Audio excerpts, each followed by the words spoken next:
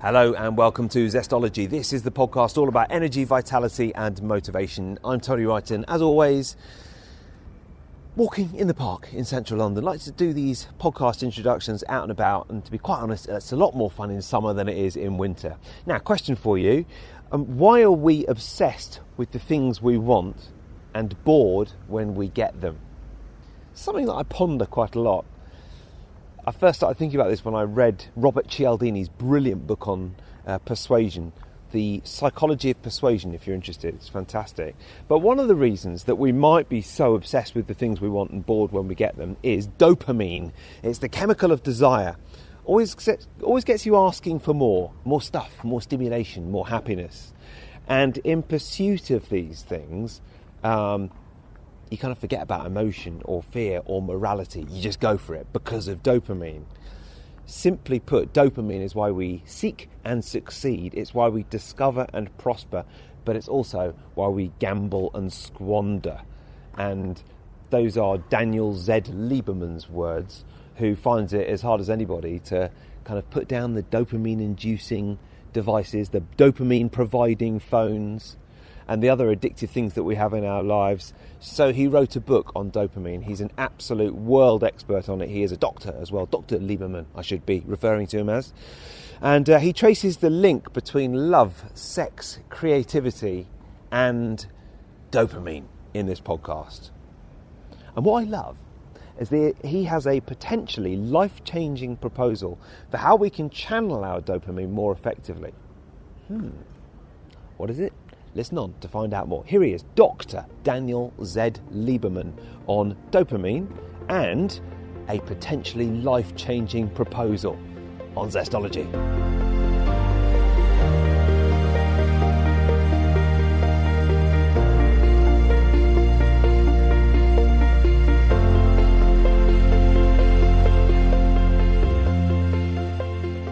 I'm a psychiatrist at George Washington University, and I'm on the faculty, so I get to do lots of things.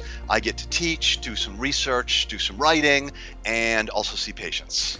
And I've been very, very much looking forward to talking to you, because in your new book, you promise a potentially life-changing proposal, which we can get onto in just a second. But before that, can we talk about dopamine? Because I always think this is something that's very important to be aware of. And I'm never very good at kind of articulating to myself why it's so important, why we need some of it, and why sometimes there's too much of it floating about.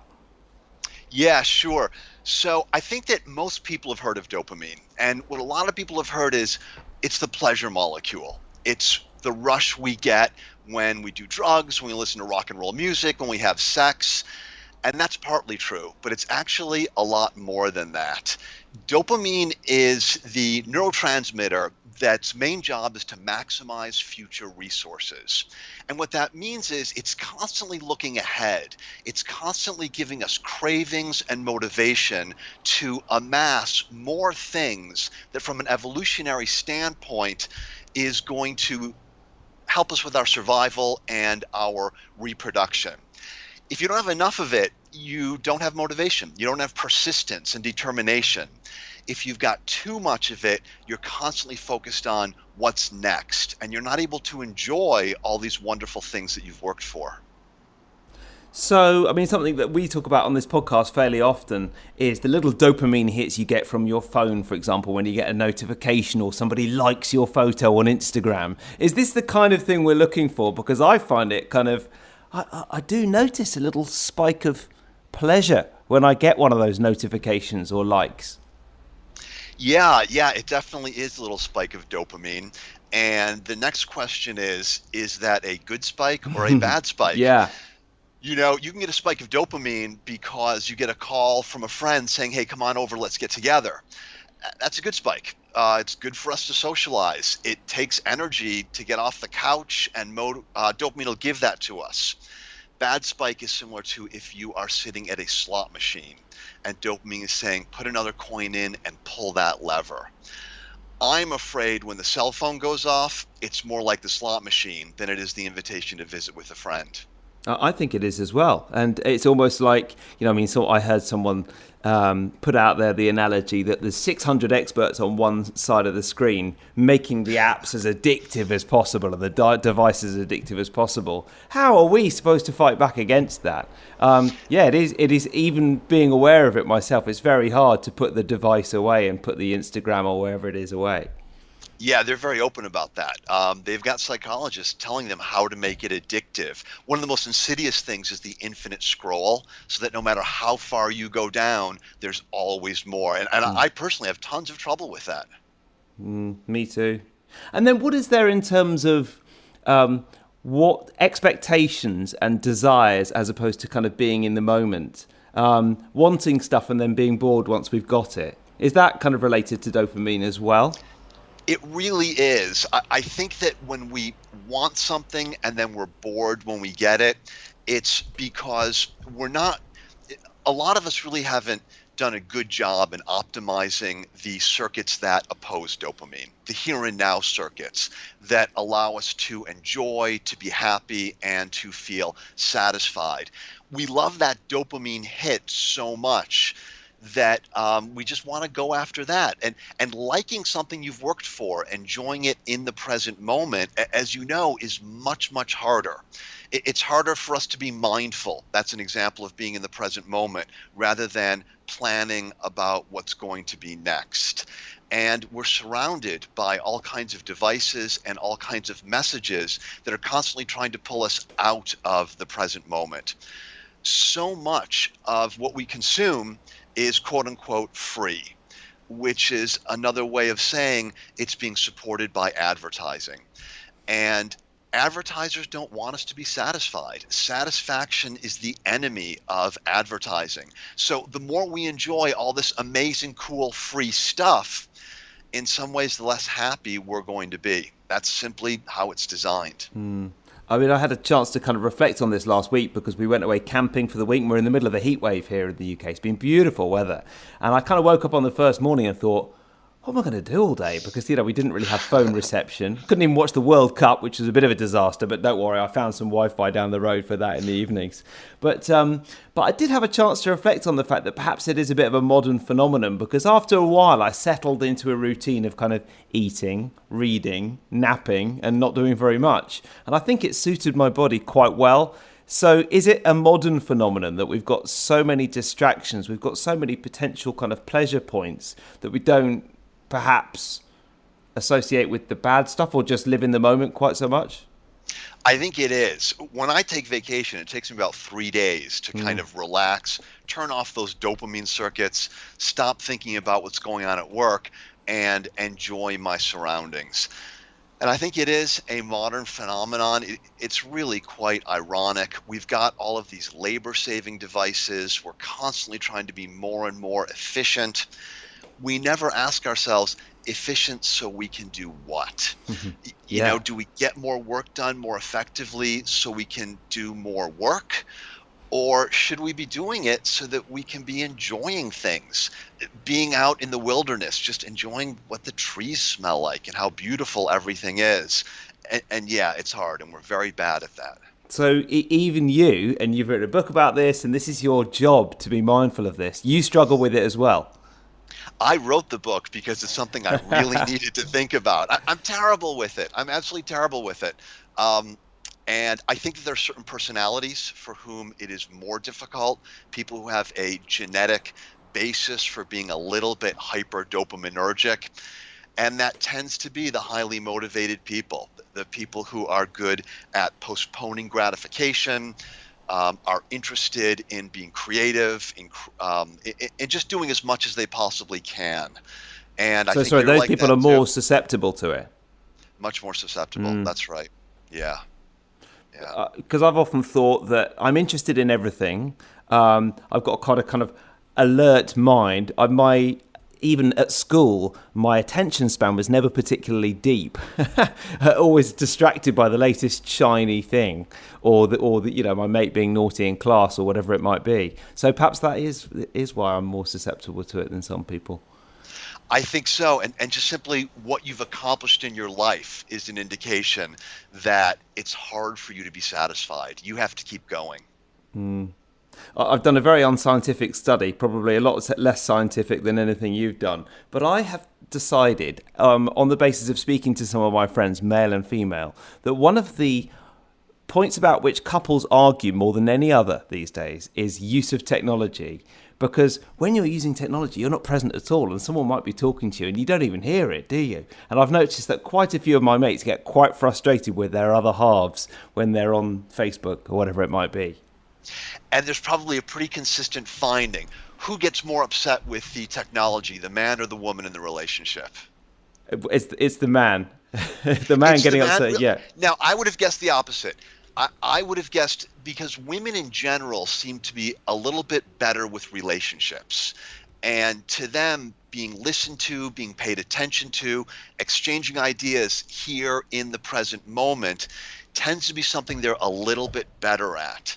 Whereas as men have more difficulty with what I like to call the touchy-feely aspects of emotional life. Well, Dan, that might just be because I've spoken to more men about it than women. So I now need to speak to more women and ask female listeners to Zestology what you think about this. When does it lead from being a problem to being addiction? And is that the next step? You know, there's a lot of controversy about what we can and cannot get addicted to. Everybody agrees we can get addicted to drugs and alcohol, but what's called behavioral addiction is more controversial. I think that most psychiatrists are pretty comfortable with the idea of gambling addiction, but things such as sex addiction, video game addiction, food addiction, we're less clear about this. What we do know is that from the outside, it looks very similar to addiction to drugs and alcohol. It doesn't seem to respond to the same kind of treatment, though, which does raise questions. Now, coincidentally, the World Health Organization recently decided that video game addiction was a medical illness. And I think that a lot of gamers got upset about that. I think an important aspect, which I mentioned in the book, is that it's very rare for adults to get into trouble with video games the way they can get in trouble with drugs and alcohol. It tends to be adolescents whose frontal lobes have not yet fully developed. They don't have the same level of judgment and the same ability to say it's time to stop that adults do. From a personal perspective, I have some experience, and I would say that definitely these other kind of behavioural methods can lead to addiction. Wouldn't it be? Well, I mean, what do you think? Because I would say that any behaviour that leads to a certain element of kind of shame and guilt, and one doesn't have total control over, is in some way addictive behaviour, or at least it's certainly not helpful. I would agree with that. I think we've got to look at the outcomes, what happens as a result of the behavior. If people are suffering substantial emotional pain, if it's interfering with their life in terms of their work, their relationships, their education, I'm going to call that an addiction. Me too. And of course, they can't stop. They see the problem, they want to stop, and yet they can't. Well, you say, I'm going to stop, and you absolutely mean it. And then 2 weeks later or 2 hours later, you're doing it again. It's a very funny thing. You know, we feel like that, okay, we can't control our body, but we feel like we ought to be able to control our minds. And it can be a disturbing experience when we realize we are not in control of our minds. It has a mind of its own, so to speak, and it's almost like a wild horse. We are just hanging on as tight as we can for the ride. One of the things that I kind of mull over is the fact that I wonder if our generation is possibly the luckiest, safest generation there's ever been. We don't have the threat of war. We don't have the threat of going off to war or famine or plague or disease, really. And it's almost like there are so many potential little dopamine spikes during the day. There's so much to amuse us and excite us that there's almost a modern day epidemic of overstimulation, which means that we're never in the moment. We're always kind of searching for the next thing. And is that an accurate description as far as you're concerned? It's a really interesting idea. Samuel Johnson once said something like, if you know you're going to be hanged in a fortnight, it wonderfully concentrates the mind. And I think that by not having these terrible things to worry about, starvation, sickness, all of these things, we have trouble concentrating our minds, and we tend to fritter it away with trivialities, because in a way it's like junk food. In a way it's like constantly eating potato chips to get that little hit after little hit, because we don't have these big giant threats to our survival that we've got to focus on. And the third cup of coffee is never as good as the first, is it? You know, when you've got so many things to amuse you, it all kind of leads to this kind of big blancmange of overstimulation, and the little individual things which could provide so much presence in one's day seem to get left behind. Yeah, the funny thing is that we start out pursuing things we know are not good for us because of the pleasure that they give us. And we sort of say, all right, look, a couple potato chips are not good for me, but it's fun and it's worth the trade-off. The funny thing happens when the pleasure goes away, but we don't stop the behavior. Right. We're no longer, in fact, we're feeling a little bit sick from that bag of potato chips, but we keep eating it. We're bored out of our minds from reading the social media posts. We know we ought to be doing something else, but we keep going. And that's just a sign of us not having control over our behavior, despite the illusion of free will that we walk around with. That's such a good point, isn't it? We're bored out of our minds looking at the social media posts, but we're still scrolling. And it's never ending. And so what happened with you, Dan? Was it a case of you were looking at this stuff as part of your work, and then you thought, right, I've actually got to write a book about it? Yeah, I'll tell you how it started. So as a psychiatrist, I treated a variety of people with different illnesses of dopamine dysfunction. For example, addictions, schizophrenia, and attention deficit hyperactivity disorder. And on the surface, it looked like these things are completely different illnesses that have absolutely nothing in common. And I wanted to know, how was it that perturbations of a single chemical in the brain could lead to these very different illnesses? And that led me to this fundamental division in the brain between the future and the here and now, and how that influences our behavior in so many realms. And when I hit that, I said, all right, I've got to write a book. Okay, good. So are we getting onto the potentially life-changing proposal here? I think we are. Good. I mean, I'm very excited. Yeah. Is? Well, I don't want to I want people to still buy the book, but I would love to know what it is. So the life-changing proposal is really to appreciate the fact that we do not have full control over our minds. In some ways, we're like sailors being buffeted by the winds. And just as the sailor has to understand the winds and the tides in order to effectively get where he or she is going, we've got to understand the forces in our brain that is outside our control. And I think that dopamine versus the here and now chemicals, things like oxytocin, endorphins, things like that, that is a fundamental part of our behavior that we're largely unaware of. And it makes us behave as almost different people in different situations outside of our consciousness.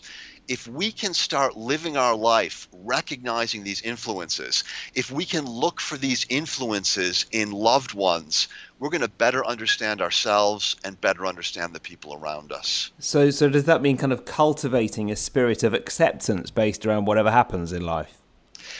It is. It's a spirit of acceptance. It's also a spirit of skepticism. To say, I feel like I want this, but when I say I want it, who's I? Who am I really talking about? Which circuits in my brain? Because I is not one person. There's a lot of, I'm not going to say different people inside there, but certainly a lot of different motivations and a lot of different priorities. And we don't want to fall in the trap of identifying with every passing fancy and saying, yeah, this is what I want. We've got to be a little bit skeptical about what's going on in our mind. Just interrupting this podcast for one moment to remind you that it is brought to you by Dr. Stephen Simpson and I's course, I Want to Unplug iwanttounplug.com. If you'd like to access deeper states of focus, productivity and creativity, then you head to iwanttounplug.com. That's iwanttounplug.com, and start to use the skills of neuro-linguistic programming to unplug effectively and feel that focus, productivity and creativity. So if you fancy learning a little bit more about NLP, taking the course, using some relaxation challenges and meditations in there as well, then you can head to iwanttounplug.com, and remember, use the code Zestology for 30% off. That is it. Back to the show. There's a TV program over here which is very, very popular. It's very trashy. I'm sure you wouldn't watch it, Dan, but it's called be my favorite. It's called Love Island. It really is. It's kind of fairly mind-numbing. But it occurred to me that for the people who go online, I mean, it's a bit like Big Brother, I guess, where people the cameras are just watching you all the time. But it occurred to me that it actually might be quite traumatic going on a program like that, because who we think we are does probably shift with mood and the sands of time and everything else. And who we think we are might not be who we're revealing to the world through 24/7 cameras in 300 different locations around a villa in Marbella or wherever it is. So it might be quite a traumatic experience being filmed 24 hours a day and having that replayed back to you. I think that is so true. You know, we tend to be very much in touch with our dopaminergic circuits, our planning circuits, our figuring out problem circuits. We're much less in touch with the here and now circuits. But they influence our behavior in so many ways. And when you see yourself on video, you're seeing those H&N circuits, and it's a shock. It's a surprise. Like, wow, I had no idea I'm like that. But when we think of our friends, we think about their here and now circuits. We think about the ways they interact with us, the ways that they instinctually approach situations that is not part of their conscious planning. So, yeah, it would be really interesting to be able to see ourselves more objectively, more from the outside. We'd get a lot of insight. I don't know that I'd like it. Well, I mean, certainly not on Big Brother or Love Island. But mind you, I don't think I'm actually on the potential cast list for the next series of Love Island anyway. I sort of imagine like those people as being like rats in a cage being subjected to sadistic experiments. Yeah, it's really quite cruel. So what are some kind of concrete things that we might do? Because it's very interesting talking to you. I sense a real presence about you. What do you do to help you kind of let go and understand that you're not fully in control of all of this? Well, the first thing I try to do is I try to make a conscious effort to be in the present moment as much as I can, especially when I'm in particular circumstances, social situations. I try not to think about what am I going to say next. I try to just enjoy being with the person that I'm talking to and just soaking in my environment through as many senses as I can. Not only what I see and hear, but what I feel, what I smell. Also in natural situations, when I'm walking down the road and I'm walking under a blossoming fruit tree, I just try to be there and say, hey, this is a high point of my day. Enjoy it as much as possible. I make attempts to do some mindfulness meditation every day. 10 minutes. Who can't fit in 10 minutes of meditation? It's so enjoyable on the one hand, and it's so hard to get motivated to do it on the other because there's no dopaminergic payoff.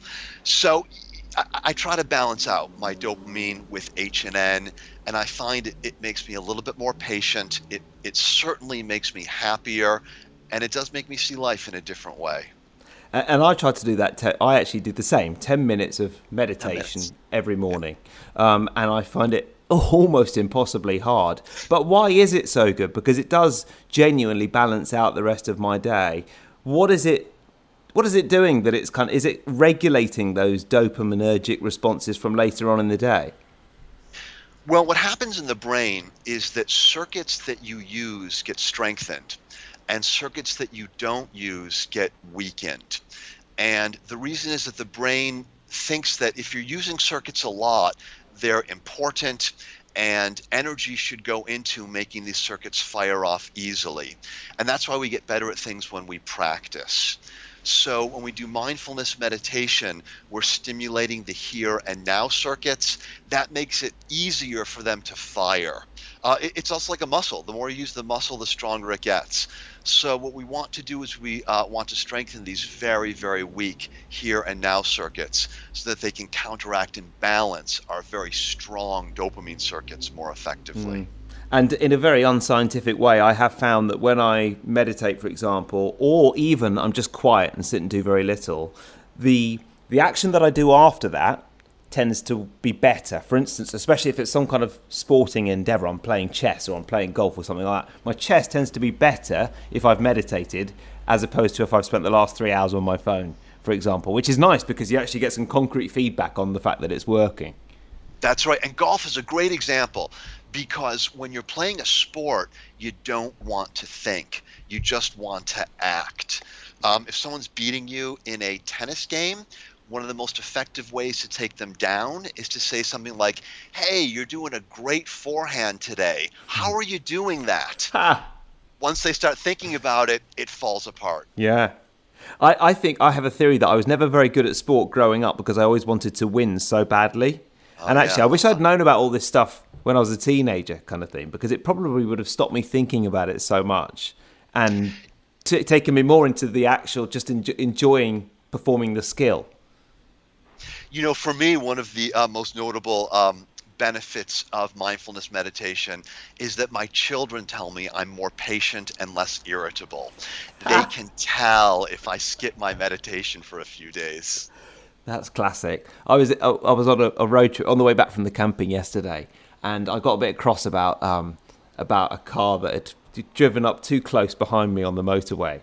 And my girlfriend said to me, "Did you meditate today?"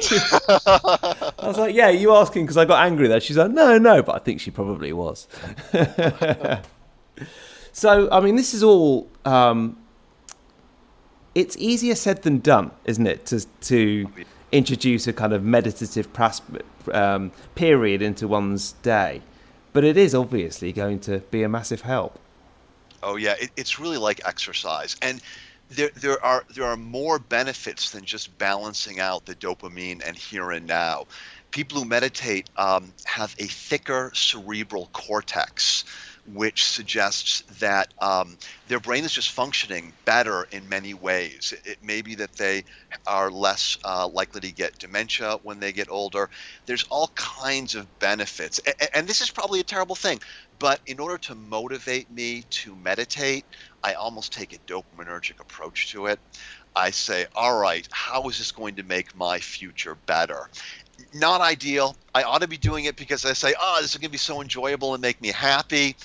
But listen, I'm working with what I got. Well, yeah, if it works. Why not? It's not. It would be nice to think that there'd be a pill you could take. And presumably the answer is that there's not. But I wonder if there is any kind of supplement that you take for this kind of thing as well. There certainly are some supplements that have come on Zestology in the past that people say help promote calm and presence and focus and, you know, natural supplements that one might take. Is there anything that you found works as well as mindfulness and meditation for that? You know, most of my experience is with sick people. And there are people who just have this morbid obsession with the future.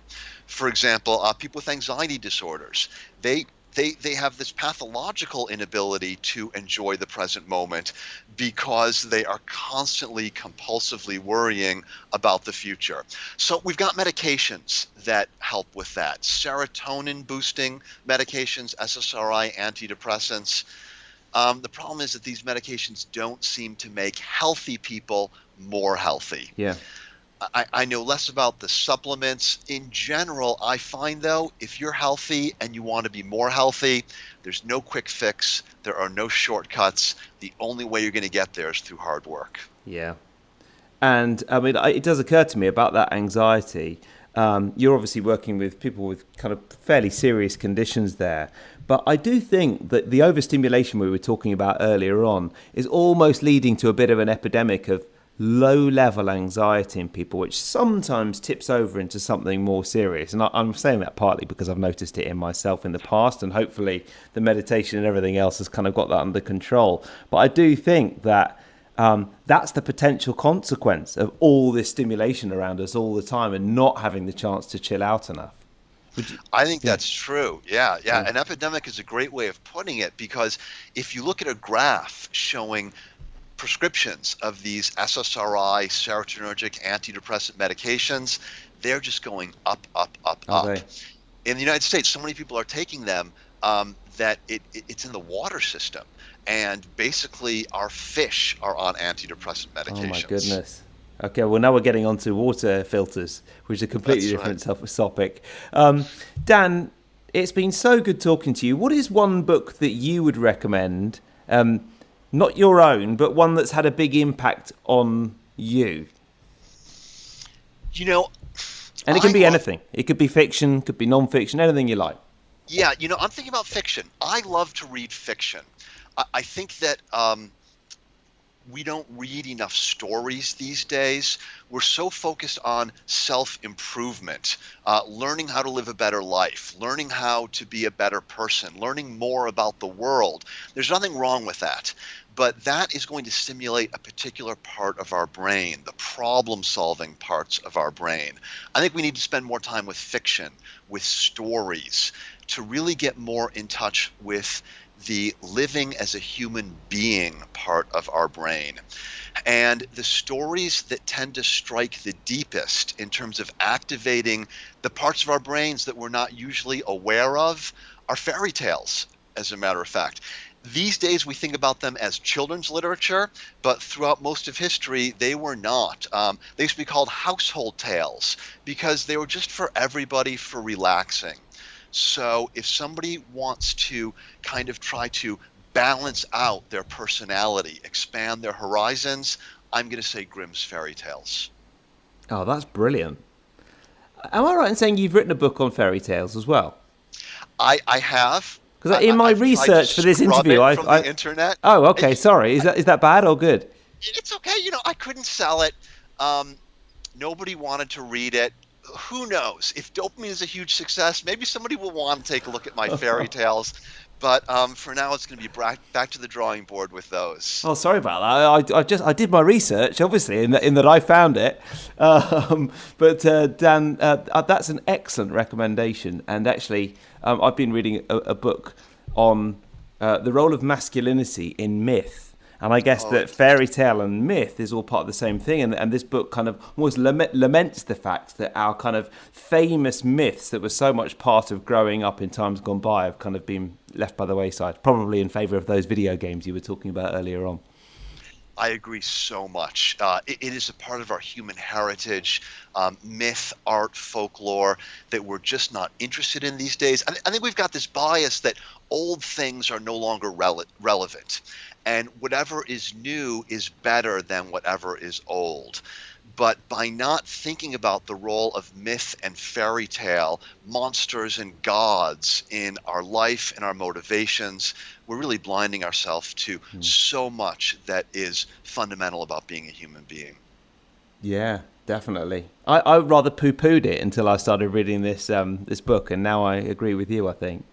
What about one tip then for living with more energy, vitality and motivation? What would be the one tip that you would say would help people? Get balanced. You got to be balanced. You can't always be about what's next. Turn off the cell phone, look out the window, and just enjoy some flowers and trees. We do everything for the sake of happiness. Let yourself be happy. Reach the finish line and allow yourself to be satisfied as much as you possibly can. Very good advice. Dan, thank you so much for coming on. Where can people find your new book? What's it called? And where can people find out more about you and your work as well? My new book is on Amazon and other online retailers, The Molecule of More. And there's also danielzlieberman.com if they want to learn more about my work.